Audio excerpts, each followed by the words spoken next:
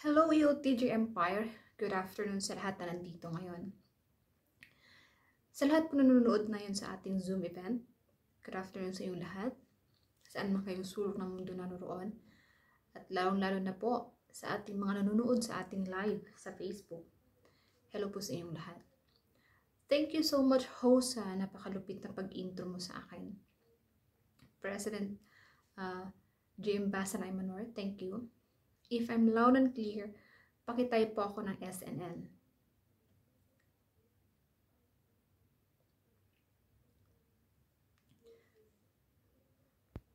So maraming salamat po sa lahat ng mga nag-response. So na-introduce na po ako sa inyo ng ating host. So personally po akong magpapakilala sa inyo. My name is Rizalyn Alaton from Dumaguete City, Negros Oriental. Nandito po ako ngayon sa bansang Kuwait for 7 years.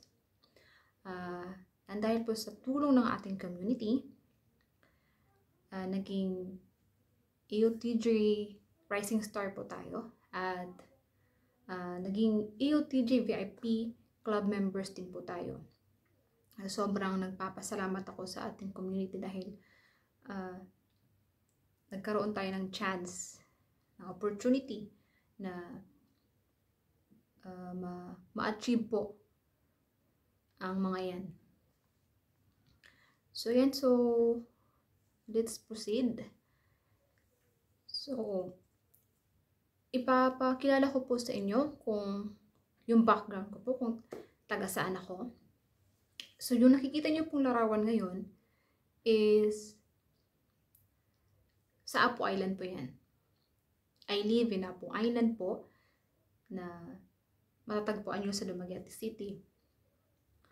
Kung mahilig po kayo mag-travel, kung mahilig kayong gumala kung saan-saan, especially kung mahilig kayo mag-snorkeling, diving, pwede nyo pong bisitahin ang aming Apo Island. Kasi ang Apo Island, isa po siya sa tourist spot ng buong Negros. Ang kabuhayan po sa amin is yung mga turista. Yung mga taga-amin po is nagrerenta sila ng mga gamit pang dagat like pang snorkeling, mga mask, mga goggles, ganun po. At may mga souvenirs din po kami. May mga t-shirt, yun po ang mga binibenta sa amin. Kung magawi po kayo doon. Sobrang maganda po. Sobrang ganda po ng aming isla. White sand din po kami doon. So, next photo is, tawag nito, ako po yan kasama mga youth, mga kabataan sa amin. Sa inyong lingkod is, dati po akong choir leader at naging youth president din po ako sa amin. Nagli-lead po tayo ng mga kabataan na pinapa-join ko po sa simbahan, na maging part po sa simbahan, maging part po ng choir, at naging hindi lang po choir sa amin, kundi iniimbitahan din po kami, kung halimbawa po sa mga vicariate, kasi vicariate po kasi ang tawag sa mga chaplaincy po dun sa amin. Minsan, iniimbitahan po kami sa ibang simbahan na kumanta. At hindi lang po yan, nagkakaroon din po kami ng mga gathering. Kung may mga nag-youth camp din po kami, kasama ng mga kabataan sa amin. At hindi lang po kami nakilala dun sa amin, nakilala din po kami sa iba't ibang lugar. So, next photo is family ko po. Yan po yung mga family ko. Actually, hindi pa yan sila lahat. Iilan lang po yan sa mga pictures ng family ko. Yung nakikita nyo po ngayon dyan, yung andyan ako, yan yung last time na Christmas po, kasama ko yung mga pinsan ko sa Manila. Tapos, yung sunod naman po is yung nagkaroon sila ng may konting salo-salo po kami. Kasi dumating po yung ate ko, galing abroad din po. At yung isa namang picture po is yung birthday ng mama ko. Sinurprise po siya namin, hindi niya po alam na may paganyan po kami sa kanya. Kasi Dati wala naman kaming ganyan kasi hindi naman namin afford na magkaganyan. So, sinurprise namin siya sa kanyang 60th birthday po. So, first work ko po, next photo is yung first work ko po sa Apo Island. Sa Apo Island kasi is may mga resort. Kung gusto niyo magstay doon ng one night, may mga resort po kami doon na gusto niyo magrenta. Yan po yung una kong trabaho doon as a waitress. Next work ko po is yung nagpunta po ako ng Manila. During bakasyon po yan. Summer po, walang pasok. So, naimbitahan ako ng ate ko na gusto ko ba raw magtrabaho sa isang restaurant kung saan din po siya nagtatrabaho. Kaya, hindi ko po sinayang yung chance na yun. Kasi, dati talaga, nung pagkatapos, noon po yung iniisip ko talaga dati, na gusto ko, pagkatapos ko ng elementary, gusto ko na po magtrabaho. Yun po yung nasa isip ko dati. At ang hirap ng buhay namin dati. Ang dami namin, tapos, dalawa kami sa unang asawa ng mama ko, tapos nag-asawa ulit yung mama ko. So, parang, ang hirap. Tapos, umalis pa yung ate ko. So, ako na lang yung nag-iisa. Nag-iisang kaagapay ng mama ko that time. So, sabi ko noon, pagkatapos ko mag-aral ng elementary, gusto ko na magtrabaho. Kasi marunong naman ako magbasa, marunong ako magsulat. Yun ang iniisip ko noon. Pero, sa awa ng Diyos po, hindi hinayaan ng Diyos yun na hanggang elementary lang ako. So, maraming mga opportunity dumating sa akin. Nakapag-aral ako ng high school, na hindi ko hinangad din na gusto kong mag-aral ng high school. May in-offer sa akin na opportunity. Kaya, ginrab ko po yun. Hanggang sa, sabi ko, tapos na ako mag-high school. Kasi habang nag-high school, working student po ako ng high school. Naging scholar din po ako sa isang university. Pero, huminto ako doon kasi sobrang habang tumatagal, nagmamahal po kasi yung miscellaneous fee. Kaya, working student na lang po ako. So, nung nag-aral ako ng high school, sabi ko, pag makagraduate ako ng high school, magtrabaho na ako. So, yun talaga lagi nasa isip ko eh. Magtrabaho. Kasi gusto ko makaipon at gusto ko makatulong sa mama ko. So, nung nakagraduate ako ng high school, sabi ko sa sarili ko, gusto ko na magtrabaho. Pero, parang hindi pa chance ko na magtrabaho. Kasi may dumating na naman na opportunity na nag-offer sa akin na papag-aralin ako ng college. Kaya nakapag-aral po ako ng college. Kasi 2 years lang po yung kinuha ko sa college kasi gusto ko makagraduate agad. So, yung half semester po, yung patapos na yung semester, magsi-second semester na po ako. Mag-second semester po ako. So, summer po ulit, nagbakasyon. So, yung ate ko, tinawagan ako kung gusto ba ako magtrabaho. So, nag-oo po ako. Kaya nung time na nag-oo ako, dinala niya ako sa Manila. Pinadala niya ako ng pera, pumunta ako ng Manila. At yan po yung second work ko sa isang Chinese restaurant. Sobrang nagustuhan ako ng may-ari, kaya na-hired po ako. Pero bago po ako naging supervisor, dumaan po ako muna sa pagiging waitress. Dumaan din po ako sa pagiging food checker. Dumaan din po ako sa pagiging stock woman. Dumaan din po ako sa pagiging kahera. Yun po kasi yung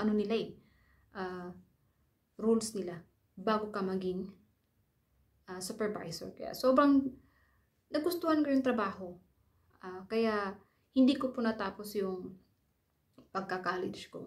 Kasi umabot na po ako ng 5 taon sa pagtatrabaho dyan sa isang Chinese restaurant. Yan po yung mga kasama ko sa trabaho dati. Until noon po, parang hindi pa rin po ako kontento kasi sobrang parang kulang pa din. Hanggang sa may isang kakilala ako na nag-offer sa akin na mag-abroad. So, nag-abroad ako. Sabi niya sa akin, gusto ko ba daw mag-abroad? Kasi malaki daw ang sahod. Kaya iniisip ko, chance ko na to. Na baka ito na yung ang pag-abroad na yung sagot sa mga tanong ko sa buhay. Magiging, siguro naisip ko noon na baka dito na ako aasenso, or naisip ko rin noon na baka dito na ako makakaipon ng malaki. Pero nagkakamali ako. Akala ko noon, ang pag-abroad ang sagot sa kahirapan sa buhay. Hindi pala. Kasi sobrang tagal ko na sa pag-abroad, wala pa po akong naipon. So that's why na-encounter ko po yung ELTG Empire. Yung next photo po ninyo is yung nag-usap na po kami ni Mentor Bas. Yung nag-inquire na po ako. Kasi na-inspired ako doon sa income reveal ng isang OFW. Kaya nag-inquire ako, nag-how ako kung paano. At yun, in-explain sa akin ni Mentor. Sobrang na-inspired din ako. At nagustuhan ko yung platform ng community. So, nag-take ako ng action. Ginrab ko po yung opportunity na yun. Kahit hindi ko po alam kung paano, pero sinubukan ko. Nung sinubukan ko, nag-try ako, tinrabaho ko siya, ginawa ko po, sinunod ko po kung anong sinasabi ng mentor. At nang dahil po doon, marami po akong na-achieves. Yung next photo po na nakikita nyo, yan po yung mga achievement ko. Naging rising star po tayo. Nagkaroon po tayo na-achieve po natin na magkaroon ng Ultra H2. Na parangalan din po tayo sa buong Project High as a neophyte. And then,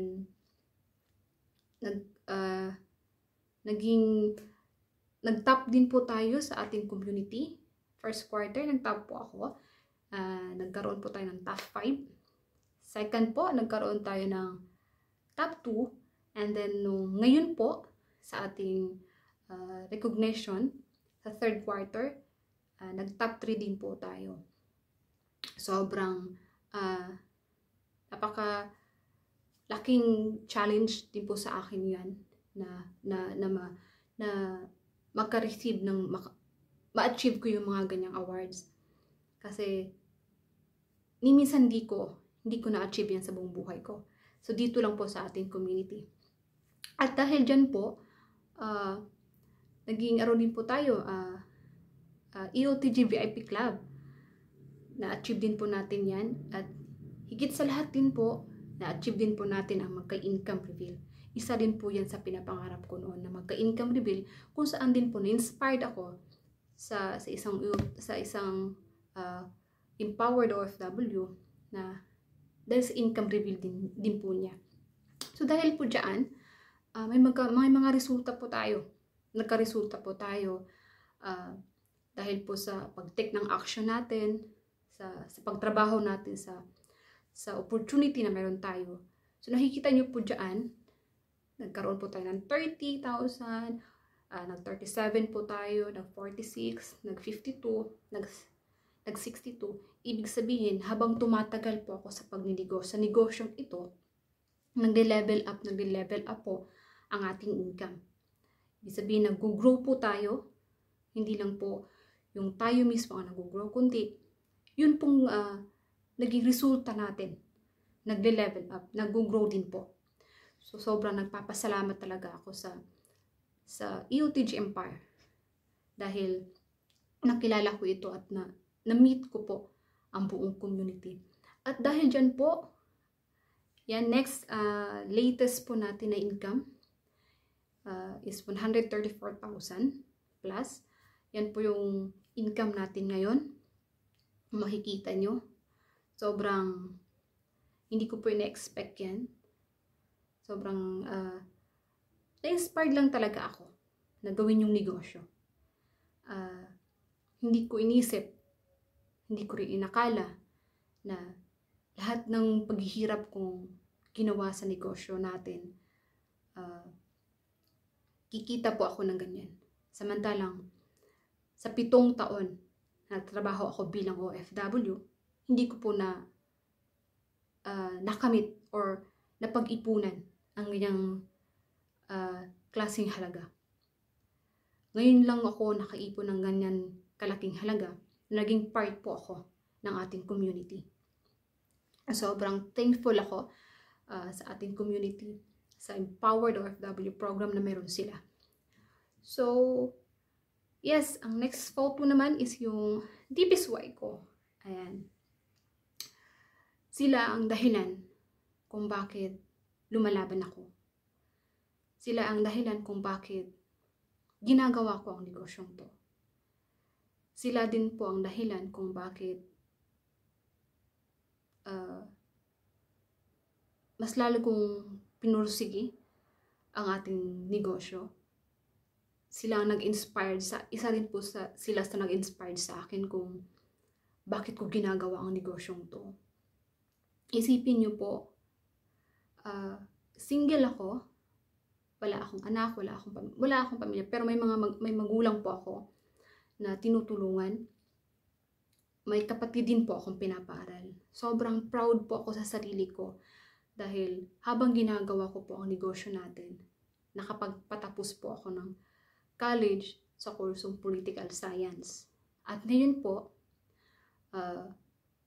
habang ginagawa ko rin po, pinagpatuloy ko pa rin po ang negosyo natin, nakapagpaaral po ako ng law. Nakikita niyo po ngayon dyan yung kapatid ko. Yan po yung pinapaaral ko ngayon ng law. Sobrang mahirap pero nakaka-proud. Kasi alam ko in the future, kung ano mang hirap ang ginagawa ko ngayon, alam ko darating yung time na matutumbasan yan. Kung ano man yung hirap naranasan ko ngayon. Sobrang nagpapasalamat ako sa taas dahil hindi niya ako pinabayaan. Lagi siyang nandiyan, ginaguide ako, ginagabayan. Tinutugunan yung mga panalangin ko, of course. Siyempre, nagpapasalamat din po ako sa buong community dahil nakilala ko ito. Si Lord ang nagbigay sa akin, sa kanila. Sila yung naging daan. Sila yung naging daan na ipagpatuloy ko ang sinimulan ko. Kaya sobrang nagpapasalamat ako. Of course, sa mga mentors and coaches na laging nandyan, na ginaguide ako. Laging ini-inspire ka, na ginigising na para mag-grow. Alam mo yun, yung buhayin yung pangarap mo. Huwag mong hayaan na hanggang dyan ka lang. Na hindi ka hinahayaan na hanggang dyan na yung marating mo. So, ito lang po masasabi ko sa inyong lahat. Nothing is impossible with Him. Lahat ng paghihirap mo, lahat ng pagsisikap, pagsasakripisyo mo para sa pamilya mo, para sa sarili mo, lahat yan mababayaran balang araw. Basta manalig ka lang. Kasi walang imposible. Walang imposible sa taong may pangarap. So thank you so much sa lahat na nandito. I hope po na na-inspired ko kayo, na-educate, at na-empower ko po kayo sa araw na ito. So, ayan. Sa lahat na nandito ngayon, isipin niyo po kung bakit kayo nandito. Isipin niyo po kung bakit dinala kayo dito. So, thank you so much. Back to your host, Jim Baza Namanor.